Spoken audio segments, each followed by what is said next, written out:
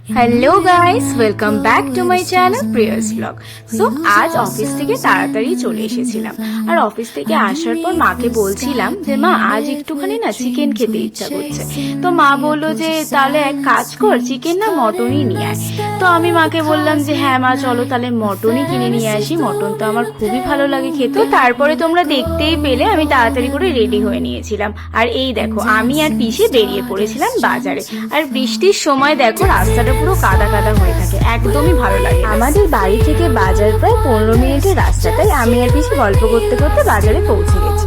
তখন ঘড়িতে বাজে প্রায় 9টা। ওই যে বলে না মন যা বলে তাই করো, ঠিক আমিও তাই হঠাৎ খেতে ইচ্ছে করলো তাই বেরিয়ে পড়লাম বাজারে। আমাদের কেনা কমপ্লিট, আর আমি যখনই কিনি মটন তখন এই দোকান থেকেই কিনি। আর ঠিক এই দোকানের পাশেই একটা দোকান ছিল আলু পেঁয়াজের, তো মা বলে দিয়েছিল একটা আদা নিয়ে আসিস, আদা শেষ হয়ে গেছে। বাড়ি দিয়ে বেরানোর সময় পিসি আর মা দুজনেই বলেছিল আর কিছু নিয়ে আসবো না, সবকিছুই তো আছে। আর কে শোনে কার কথা, এই দেখো পিসি আলুর দোকানে ঢুকে গেছে আর বলছে যে আলুটা নিয়েই যাই, আলু তো লাগেই।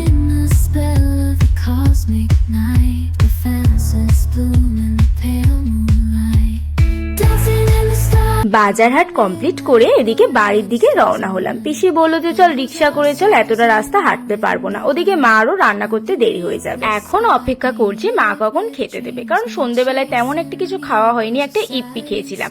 আর এই দেখো আজকে আমাদের বাড়িতে রান্না হয়েছে ভেন্ডি পোস্ত, মাছের তেল আর মটন তো তোমরা দেখলেই, দেখতে কত সুন্দর লাগছে না। আর এই দেখো আমের চাটনি হয়েছিল। মাকে বললাম বাকি যা রান্না হয়েছে আমাকে সব অল্প অল্প করে দাও, তোমরাই বলো মটন থাকলে কি আর বাকি খাবারে মন যায়?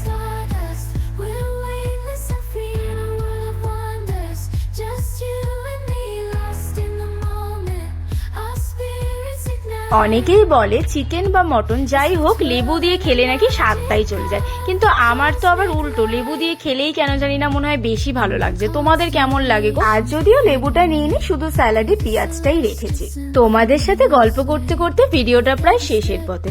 তোমাদের যদি আমার এই ভিডিওটা ভালো লেগে থাকে তাহলে প্লিজ চ্যানেলটা সাবস্ক্রাইব করতে কিন্তু একদমই ভুলো না। আর প্লিজ কিন্তু তোমরা একটা কমেন্ট করে জানিও কেমন লেগেছে তোমাদের এই ভিডিওটা। তো আজকের ভিডিওটা কিন্তু এইটুকুই, দেখা হবে তোমাদের সাথে একটা সুন্দর ভিডিওতে। ততক্ষণের জন্য টাটা।